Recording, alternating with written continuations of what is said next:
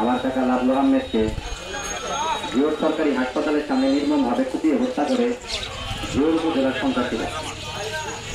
আপনারা দেখতে পাচ্ছেন এই যে ছবির সন্ত্রাসীরা, তাদেরকে কিন্তু প্রশাসন ধরছে না কেন, খুঁজে বের করার কোনো কিছু নাই।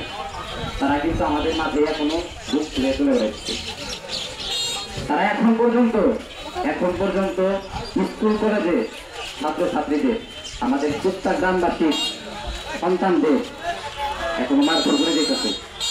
তাদের এখন একটা বলি হয়ে গেছে যে আমরা কুত্তার লাভলু আহমেদ। আমার কাছে আরেকটা পরিচয় আছে, সেটা হচ্ছে সে ছিলেন জিওর উপজেলা ছাত্র দলের সাধারণ সম্পাদক।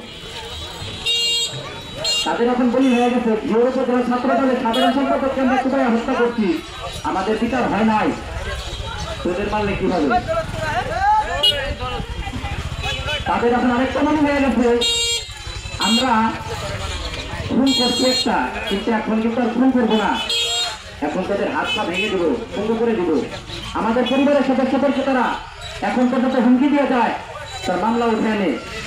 তোরা যদি মামলা উঠে না দেন, আজ তো বাবাকে মারবো, কাল তোকে মারবো, তোদের পরিবারকে বাধা বের করবো না, যেখানে পাবো তাদের সেখানে মারবো। তাহলে আমরা বিচার করে কার কাছে করবো? প্রশাসনের সামনে দিয়ে তারা ঘুরে বেড়াইতেছে। তারা বুক খুলে এখন রাজনৈতিক দলের ব্যানার গায়ে লাগিয়ে